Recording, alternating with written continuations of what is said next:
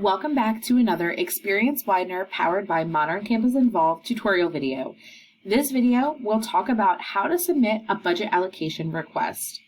To get started, please visit widener.presence.io, log in using your Widener credentials, and head on over to the admin dashboard. Now let's get started. Again, as a reminder, only the president and treasurer will have access to this area in addition to your advisors. First things first, you're going to come to the navigation bar and you're going to click into Finance.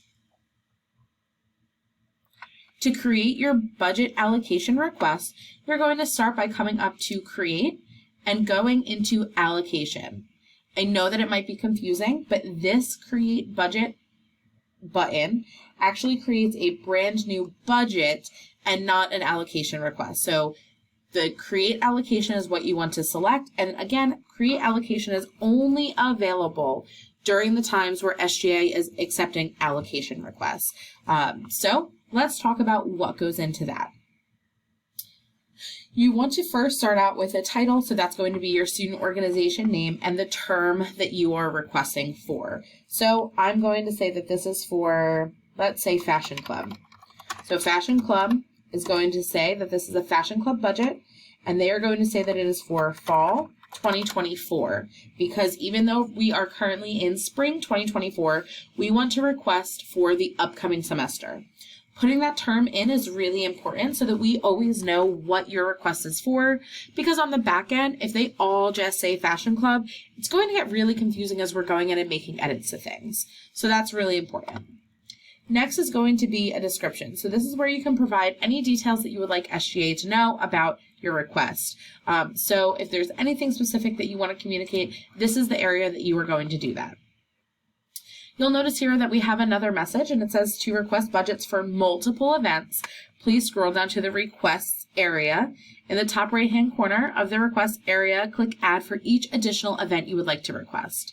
So let's say Fashion Club has 2 events that they would like. I'm just going to click on that Add button once.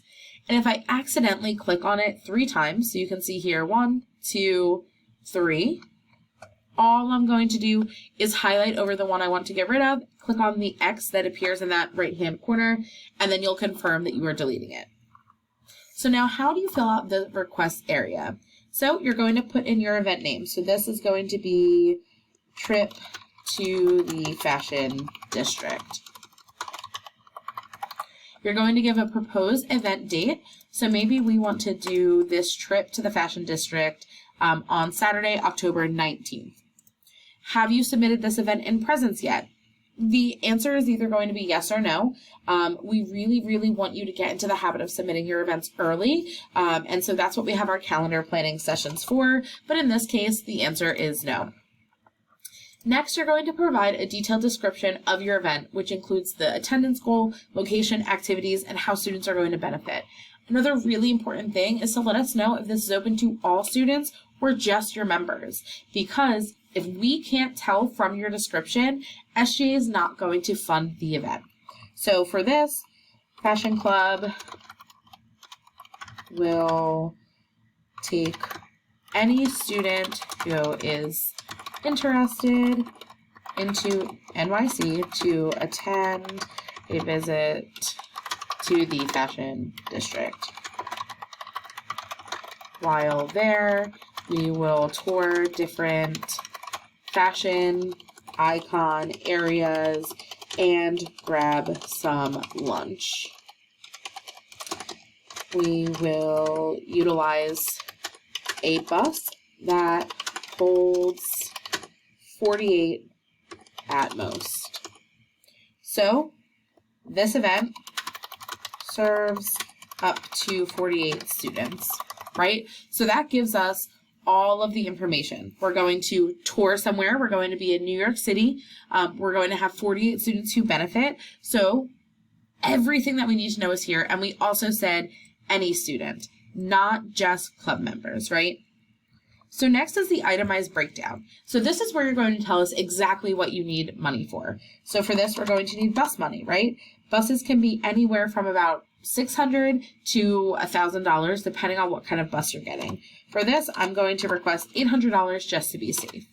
Then we're going to want to pay for lunch, right? So lunch, maybe we are factoring in that it's going to be $20 per person for lunch.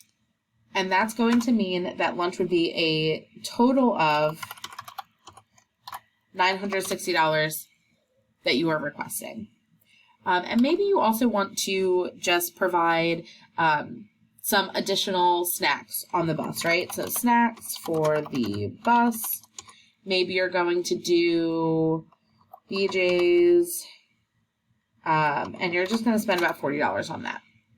So this gives us an overview of everything that you are doing, exactly how much money you need, where the money is going, everything that we need to understand a little bit more about your event and why you're requesting this money. So next comes the budget.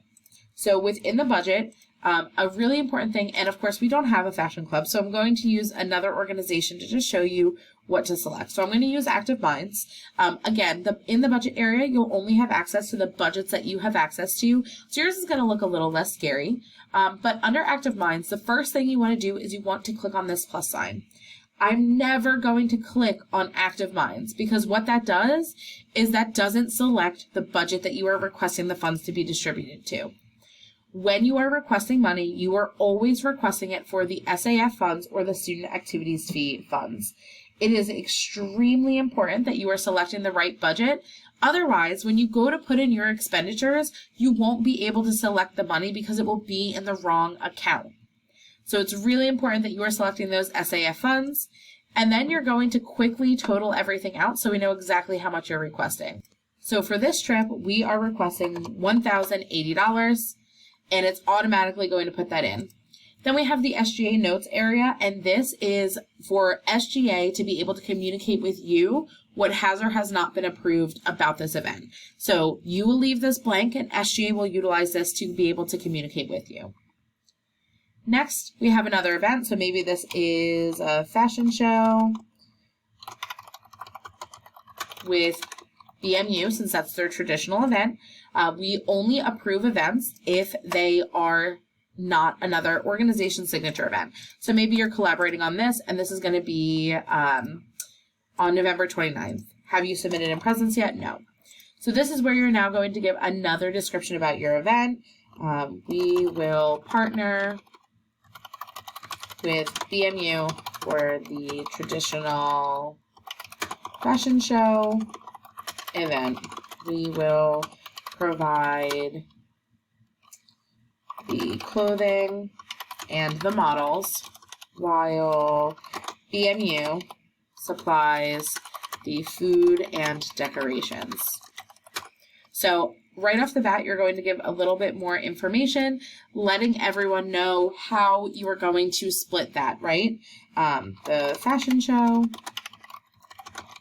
is open to all students, and we hope to serve about 100 students. There we go.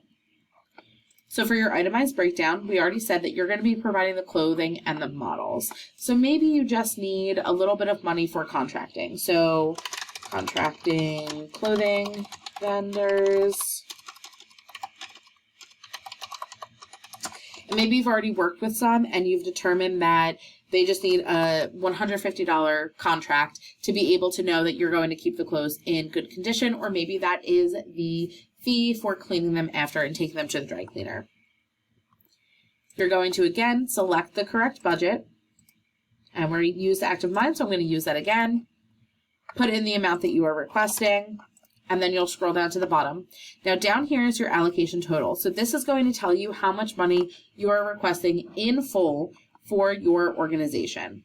So it's automatically going to total that out for you so that you don't have to worry about it. So now that your budget allocation is done, you're going to click Submit for Approval. And I'm going to show you what it looks like when SGA sends back an edit. So once SGA has an opportunity to review your budget allocation request, they're going to send you an email that looks something like this. It's going to walk you through the Student Activities Fee funding limitations, and there will be an attachment. So you're going to go ahead and open this attachment to be able to see the comments. So I can open it up and I can see that this is still pending approval. I can see who revised it. So if I have questions, I can reach out to them directly.